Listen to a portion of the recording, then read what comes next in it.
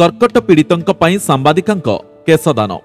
जन्मदिन को किए किपरि पालन करिवो एहा एक व्यक्तिगत निष्पत्ति निश्चय। वर्तमान समय रे लोकंक चिंताधारा बदली गलानी।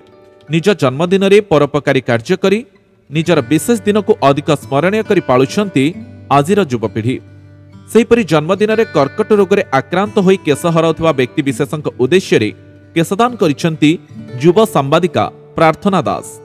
सामाजिक अनुष्ठान सोपभा स्वेच्छासेवी अनुष्ठान सहयोग रे केश थिले दियंतु न थिले नियंतु अभियान रे सामिल होई केशदान करिसंती।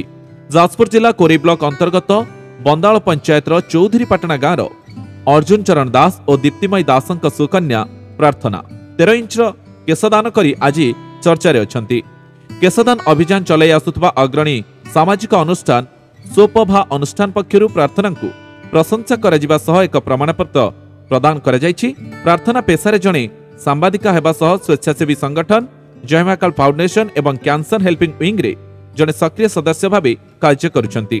तेबे कर्कट रोगींक पई केशदान करबाकू केबेठु इच्छा थिबा सह एमिति एक महत्व कार्य रे निजको नियोजित करिथिबारु आत्मसंतोष मिलिथिबा कहिसंती प्रार्थना एवं अन्य मानकु मध्य कैंसर पीड़ितंक पई केशदान करबाकू अनुरोध करिसंती।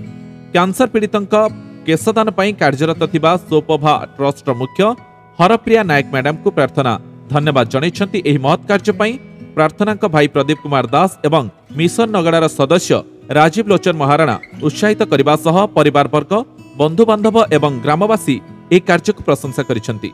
आगको अंगदान करने को इच्छा थिबा नै मत प्रकाश करिसंती प्रार्थना। जाजपुर मनोज कुमार दास को रिपोर्ट जननी टीवी।